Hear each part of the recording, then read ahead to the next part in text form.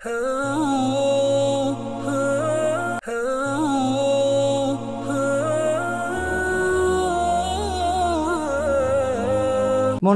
மஸ்ஜிதுல் அக்ஸா பைத் முஸ்லிம் ஹுத்பா ஷேக் Khalid Abu Juma ஹஃபிதுல்லாஹ் நடத்தினார்கள். அந்த ஹுத்பாவுடைய தலைப்பு எப்பொழுதுமே நாம் அல்லாஹுடைய உதவி, அல்லாஹுடைய உபகாரங்கள், அல்லாஹ் நம்முடைய நிலைமைகளை சீராக்குவான் என்ற அந்த நம்பிக்கையிலிருந்து நிராசையாக கூடாது, நிராசையாக வேண்டாம் என்ற தலைப்பில் ஹம்சலவாத் தக்வாவுடைய வசியத்துக்கு பின்னால் அறிந்து கொள்ளுங்கள் சகோதரர்களே, இம்மை மறுமையுடைய நட்பாக்கியங்கள் உள்ளது. உள்ளம் நிம்மதியாக இருப்பது, கவலைகளை விட்டும் சாந்தமாக இருப்பது, எப்பொழுதுமே அது மன அமைதியோடு அந்த உள்ளம் இருக்கின்ற பொழுது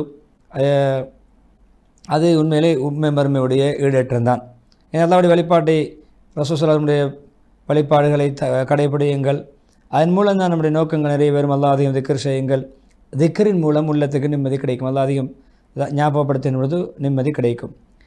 எனவே பொதுவாக எப்பொழுதும் அல்லாஹ்வின் பக்கம் மேலும் பொழுது உள்ளத்துக்கு ஒரு அமைதி, நிம்மதி ஏற்படும். கவலைகள், சஞ்சலங்கள், சோதனைகள், நெருக்கடிகள் வரும் பொழுது அல்லாஹ்வின் பக்கம் கவனம் செலுத்துவது உள்ளம் விரிவடைவதற்கான, நிம்மதி பெறுவதற்கான ஒரு பிரதானமான ஒரு காரணி, ஒரு வழிவகையாக அமையும்.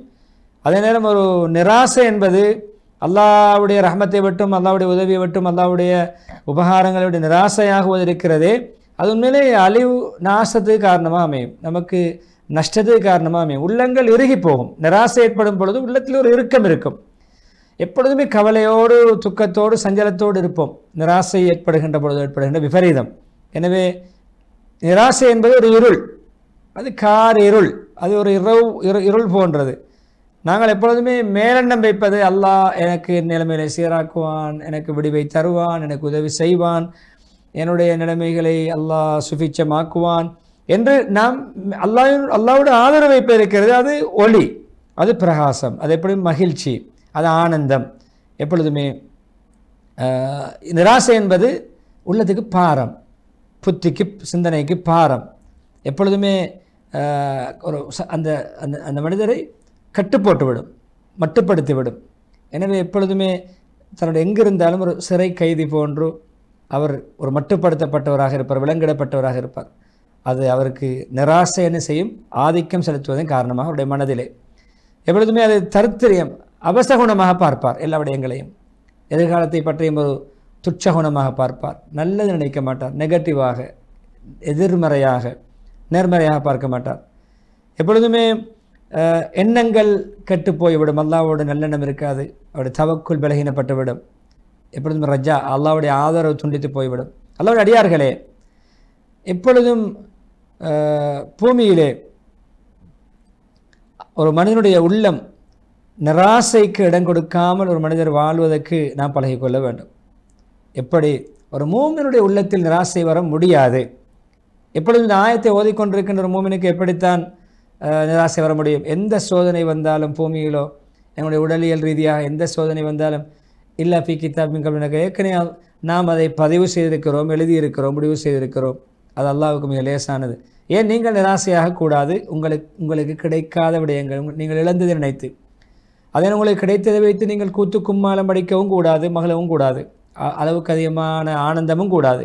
அல்லாஹ் பெருமை பிடித்த, இந்த அகங்காரம் பிடித்தவர்களை அல்லாஹ் நேசிப்பதில்லை என்ற ஆயத்தை ஓதிக்கொண்டு ஒரு மூமின் எப்படி நிராசையாக முடியும், நிராசைக்கு உள்ளத்தில் எப்படி இடம் கொடுக்க முடியும் என்ற அந்த விடயத்தை சொல்லிவிட்டு, நபி ஸல்லல்லாஹு அலைஹி வஸல்லம் வாழ்க்கை சரிதையிலே அழகான இதற்கான பாடம் இருக்கிறது அல்லவா? உஹதிலே பாருங்கள், உஹது எவ்வளோ சிரமமான ஒரு போர், அது எவ்வளோ சேதங்கள், எவ்வளோ காயங்கள், எவ்வளோ ஷஹீதுகள், எவ்வளோ காயப்பட்டவர்கள், தாக்கப்பட்டவர்கள், முடித்துவிட்டு அந்த வருத்தத்தோடு சிரமத்தோடு வந்து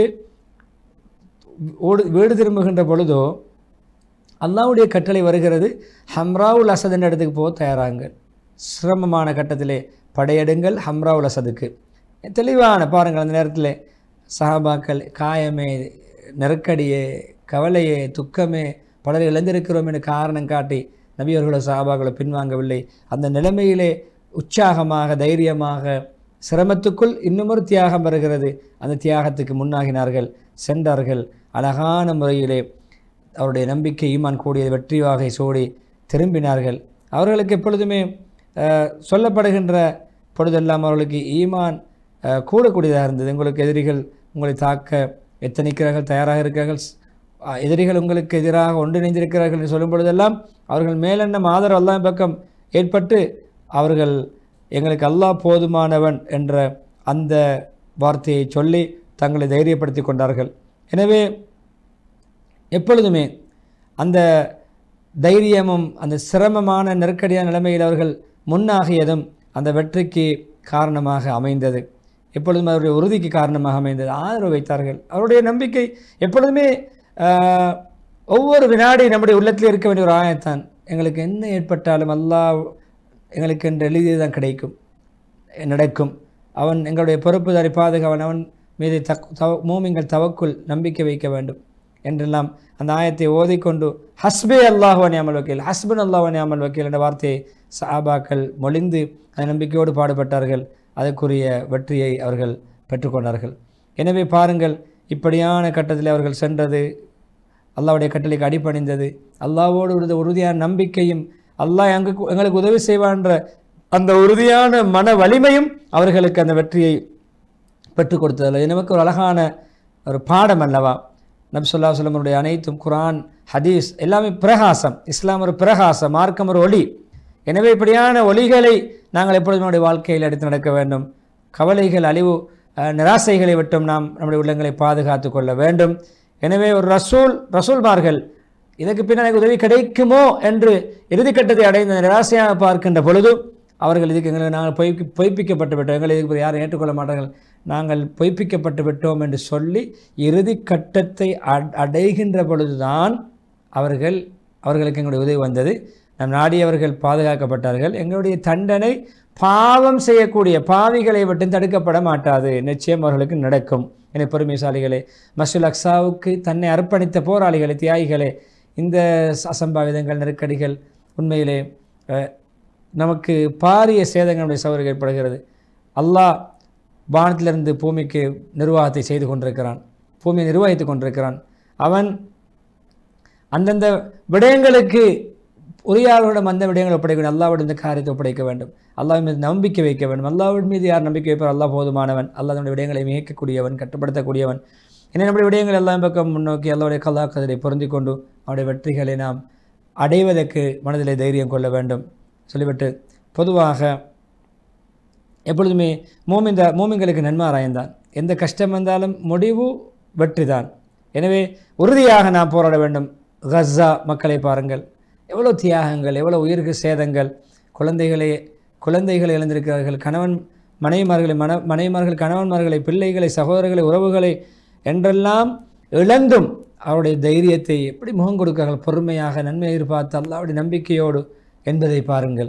எனவே இப்படியான புயல் காற்றுகள் வீசுகின்ற பொழுது கூட அவர்கள் தைரியமாக உறுதியான தூண்கள் போன்று தங்களை முன்னிறுத்தி கொள்கிறார்கள். அந்த பொறுமையும் அந்த விடாப்பிடியும் தைரியமும் அவர்களுக்கு இன்னும் மன வலிமையை கொடுத்து அல்லாஹ்வுடைய உதவிகளை நிச்சயம் அவர்களுக்கு பெற்றுக் கொடுக்கும் என்ற அந்த நன்மாராயங்களை நாம் பெற்றுக்கொள்ள வேண்டும். எவ்வளவு பெரிய சோதனைகள், சிரமங்கள் வந்தும் அவர்கள் மனம் தளரவில்லை, விட்டு கொடுக்கவில்லை. தன்னுடைய பூமியை, தன்னுடைய உரிமைகளை விட்டு கொடுக்காமல் அவர்கள் போராடுகிறார்கள் என்றால், எனவே அவர்கள் நமக்கு அவருடைய தியாகம், அவருடைய மன தைரியம் நமக்கும் ஒரு நம்பிக்கையை வலுவூட்ட வேண்டும்.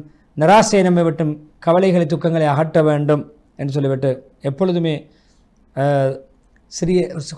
கொஞ்சம் சாப்பாட்டுக்காக வேண்டி, ஒரு ரொட்டி துண்டுக்காக வேண்டி சின்ன குழந்தைகள் எல்லாம் வரிசை காத்து நிற்கின்ற விடயங்கள் எல்லாம் நாங்கள் பார்க்கிறோம். இப்படிப்பட்ட சிரமங்கள், சோதனைகள், பட்டினியை தாங்கி அவர்கள் அல்லாஹ்வின் மீது நம்பிக்கை வைத்து தொடராக போராடி கொண்டிருக்கிறார்கள். எனவே கண்ணியத்துக்குரிய அல்லாஹ், உயர்வுக்குரிய அல்லாஹ், பெருமைக்குரிய அல்லாஹ், அவன் நிச்சயம் ஒரு விடிவை, ஒரு சுபிட்சத்தை ஏற்படுத்துவான் என்பதில் எந்த சந்தேகமும் கிடையாது.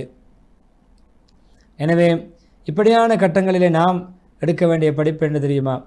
நம்பிக்கை இழக்கக்கூடாது, நிராசையாகக்கூடாது. எப்பொழுதுமே நாம் அல்லாஹ்வின் மீது உறுதியான நம்பிக்கையோடு, பொறுமையோடு, நிலைமைகளை அல்லாஹ் சீராக்குவான், வெற்றி தருவான் என்ற விடாப்பிடியோடு அந்த சவால்களுக்கு முகம் கொடுக்கின்ற பொழுது நமக்கு ஈட்டிலே வெற்றி கிடைக்கும், கவலைகள் இல்லாமல் நிம்மதி கிடைக்கும், சந்தோஷம் கிடைக்கும். எப்படியும் எல்லா நிலைமைகளிலும் நபி ஸல்லல்லாஹு அலைஹி வஸல்லம் அவர்களுடைய இந்த ஹதீஸை பலஸ்தீன் மக்கள் குறிப்பாக ஞாபகம் வைத்துக் கொள்ள வேண்டும். எப்பொழுதும் என்னுடைய உம்மத்திலே சத்தியத்துக்காக ஒரு கூட்டம் போராடி கொண்டிருப்பார்கள், வெற்றி நடை போட்டு கொண்டே இருப்பார்கள், எதிரிகளை அடக்கி ஆண்டு கொண்டே இருப்பார்கள், எதிரிகள் மீது ஆதிக்கம் செலுத்துவார்கள். அவர்களுக்கு புறம்பாக மாற்றமாக செயல்படக்கூடியவர்களுக்கு இவர்களுக்கு எந்த தீங்கும் ஏற்படாது. ஆனால் இப்படியான ஏதாவது கால சோதனைகள், அசம்பாவித நோய் நம்பலங்கள் வந்தாலே தவிர எதிரிகள் மூலம் அவர்களுக்கு எந்த தாக்கமும் ஏற்படாது, அவர்களுக்கு எந்த இடரும் ஏற்படாது. அப்படியானவர்களுக்கு அல்லாஹ்வுடைய கட்டளை வரும் வரைக்கும், ஷஹாத்து கிடைக்கும் வரைக்கும், அல்லது பிரியும் வரைக்கும் அப்படியே இருப்பார்கள். கேட்கப்படுது யார் சொல்லுது? அவர்கள் தான் பைத்துல் மக்தஸை சேர்ந்த மக்கள், பைத்துல் மக்தஸுடைய வட்டாரத்தில் வாழக்கூடிய மக்கள். எங்களை பற்றி போராடக்கூடிய மக்களை சிலாகித்து பாராட்டக்கூடிய ஹதீஸ் நமக்கு எப்பொழுதும் நம்பிக்கையை ஊட்ட வேண்டும், நிராசையை இல்லாமல் ஆக்க வேண்டும் என்று சொல்லி இஸ்திக்பார் செய்து ஓதி இஸ்திக்பாருடன் முதலாக குத்பா முடித்து விட்டு இரண்டாவது குத்பா ஹம்சலவாத் தக்வாவுடைய வசியத்துக்கு பின்னால் எப்பொழுதுமே நபி ஸல்லல்லாஹு அலைஹி வஸல்லம் அவர்களுடைய குடும்பத்தார்கள் கிளியர்கள் நம்ம ஸலவாத் சொல்லக்கூடியவர்களாக இருக்க வேண்டும். மஸ்ஜிதுல் அக்ஸா எப்பொழுதுமே ஹரம் ஷரீஃபுகள் 3 என்பதை ஞாபகம் வைத்துக் கொள்ள உலக மக்கள். ஹரம் ஷரீஃபுகள் 3, மக்கா, மதீனா, மஸ்ஜிதுல் அக்ஸாவும் ஒரு புனித பூமி என்பதை மனதிலே பதிய வைத்துக் கொள்ள வேண்டும். எனவே மஸ்ஜிதுல் அக்ஸா, மக்கா, மதீனா அதை பாதுகாப்பது, அதை கண்காணிப்பது எப்படி முஸ்லீம்களுடைய பொறுப்போ, மஸ்ஜிதுல் அக்ஸாவை பாதுகாப்பதும் கண்காணிப்பதும் முஸ்லீம்களுடைய பொறுப்பு என்பதை, தலையாய கடமை என்பதை ஒவ்வொருவரும் புரிய வேண்டும். எனவே அப்படியான பொறுப்புகளில் நாங்கள் தரக்குறைச்சி செய்யக்கூடாது. எனவே நபி ஸல்லல்லாஹு அலைஹி வஸல்லம் அவர்கள் ஷாம்வாசிகளை பார்த்து சொன்ன ஒன்றுதான், அல்லாஹ்வுடைய ஒரு தண்டனை சாட்டை அவர்களை கொண்டு அல்லாஹ் நாடியவர்களை தண்டிப்பான். எனவே ஷாம்வாசிகளை எதிரிகளை தண்டிக்க பாவிப்பான் என்று சொல்லி இப்படியான அளவுக்கு ஷாம்வாசிகளுடைய தைரியத்தை, அவருடைய மன வலிமையை நபி ஸல்லல்லாஹு அலைஹி வஸல்லம் சொல்லியிருக்கிறார்கள். எனவே மஸ்ஜிதுல் அக்ஸா எல்லோருடைய சொத்து, யாருக்கான மஸ்ஜிதுல் அக்ஸா முஸ்லீம்களுக்கான சொத்து, யாருக்கும் அதில் பங்கு கிடையாது. அதான் ஒழிக்கப்படுகின்றன, அதான்கள் சொல்லப்படுகின்றன. எனவே அந்த அதானை விட்டு வெறுத்து ஓடக்கூடியவனோடு சொல்லப்பட்டதுதான் ஷைத்தான், இப்லீஸ் தான். அதான் சொல்லும் பொழுது மஸ்ஜிதுக்கு வராமல் வெறுண்டு ஓடக்கூடியவன் ஷைத்தான். அதான் யாருக்கு பிடிக்காது? ஷைத்தானுக்கு பிடிக்காது. எனவே அதான் சொல்லும் பொழுது மஸ்ஜிதை நோக்கி வாருங்கள், மஸ்ஜிதை செழிப்பாக்குங்கள், அமல்களும் மஸ்ஜிதை நிறையுங்கள் என்று சொல்லி மக்களுக்கு தொழுகையுடைய முக்கியத்துவத்தையும் அங்கே ஞாபகப்படுத்தி, அதான் முஸ்லீமுடைய அடையாள சின்னம். எனவே அதானை கண்ணியப்படுத்த வேண்டும், அதானை மதிக்க வேண்டும், அதானுக்கு பதிலளிக்க வேண்டும், அதான் சொல்லப்படுகின்ற மஸ்ஜிதுக்கு நாம் விரைந்து செல்ல வேண்டும் என்று சொல்லிவிட்டு அந்த தொழுகையுடைய முக்கியத்துவத்தை, மஸ்ஜிதுகளை செழிப்பாக்குவது, குறிப்பாக மஸ்ஜிதுல் அக்ஸாவை அமல்கள் மூலம் செழிப்பாக்குவதை வலியுறுத்தி நீண்ட துஆ பிரார்த்தனையோடு ஹத்தீப் காலித் அபு ஜுமா ஹஃபிதுல்லாஹ் அவர்கள் தன்னுடைய ஹுத்பாவுக்கு முற்றுப்புள்ளி வைக்கிறார். 3 ஹுத்பாக்கள் மூலமும் பிரயோசனம் அடைவோம். மக்காவுடைய அந்த ஹுத்பா ஷேக் யாசிர் துஸ்ரி ஹஃபிதுல்லாஹ் அவர்கள் உயர்ந்த குணங்கள், நட்பண்புகள், இஸ்லாமிய விழுமியங்களுடைய ஸ்தான மதிப்பு, அவருடைய மாண்பென்ன என்று அழகான சுருக்கமான ஹுத்பாவை முன்வைத்தார்கள். எனவே நற்குணத்தை நம்மளுடைய அடையாள சின்னமாக, நம்முடைய ஒரு முகவரியாக அமைத்துக் கொள்வோம். அது நிரந்தரமான நற்குணத்தோடு நடந்து கொள்வோம், இடத்துக்கு ஏற்றவாறு மாறாமல் எப்பொழுதும் தன்னுடைய பண்பாட்டை இழக்காமல் நடந்து கொள்வோம். இரண்டாவதாக, எப்பொழுதுமே தொழுகையிலே பேணுதல் காட்டக்கூடியவர் எல்லா விடயங்களிலும் பேணுதலாக இருப்பார். தொழுகை மையப்படுத்த அனைத்து விடயங்களும் அமையப்பட்டிருக்கிறது என்று சொல்லி தொழுகையோடு சம்பந்தப்பட்ட விடயங்களை மையப்படுத்தி தொழுகையை நிலைநாட்டுவது, நேரம் பேணி தொழுவது, அதே போன்று முறைகளை பேணி தொழுவது எல்லா விதமான கெடுதிகள் பாவங்கள் நம்மை பாதுகாக்கும் என்ற தலைப்பிலே ஸலாஹுல் புத்தர் ஹஃபிதுல்லாஹ் மதீனாவுடைய ஹுத்பா அந்த தொழுகையிலே பேணுதலாக இருப்போம், மஸ்ஜிதை நோக்கி விரைவோம் அதான் சொல்லுகின்ற பொழுது என்ற சிந்தனையோடு. மூன்றாவதாக, நிராசையாக வேண்டாம். அல்லாஹ்வுடைய உதவி, அல்லாஹ்வுடைய உபகாரம், அல்லாஹ் நமக்கு நிலைமைகளை சீராக்குவான் என்ற விடயங்களிலிருந்து நிராசையாகக்கூடாது. மூமினுடைய உள்ளத்தில் நிராசைக்கு, அவநம்பிக்கைக்கு இடம் இருக்கக்கூடாது என்ற தலைப்பிலே அந்த ஹுத்பாவை உஹதுடைய நிகழ்வுகளெல்லாம் சொல்லி காலித் அபு ஜுமா எடுத்திருந்தார். எனவே 3 ஹுத்பாக்கள் பிரயோசனமடைய மக்களுக்கும் எத்தி வைப்போம், மக்கள் மயப்படுத்துவோம், பிறருக்கும் இந்த விடயங்களை எத்தி வைப்போம், பரப்புவோம். அந்த நன்மைகளை பரப்பி நல்லவைகளுக்கு உதவியாக இருந்த பட்டியலில் சேர்ந்து கொள்வோம் என்று சொல்லி நிகழ்ச்சி தயாரிப்பு நண்பர் ரிஸ்வான், தொழில்நுட்பத்தின் நண்பர் ஷரஃபானுக்கும் துஆ செய்தவனாக மீண்டும் ஒரு மனாபிர் இஸ்லாம் நிகழ்ச்சியில் உங்களை சந்திக்கும் வரை விடைபெறுகிறேன். வஆகிரு தஅவானா அல்ஹம்துலில்லாஹி ரப்பில் ஆலமீன். வஸ்ஸலாமு அலைக்கும் வரஹ்மத்துல்லாஹி வபரகாத்துஹு.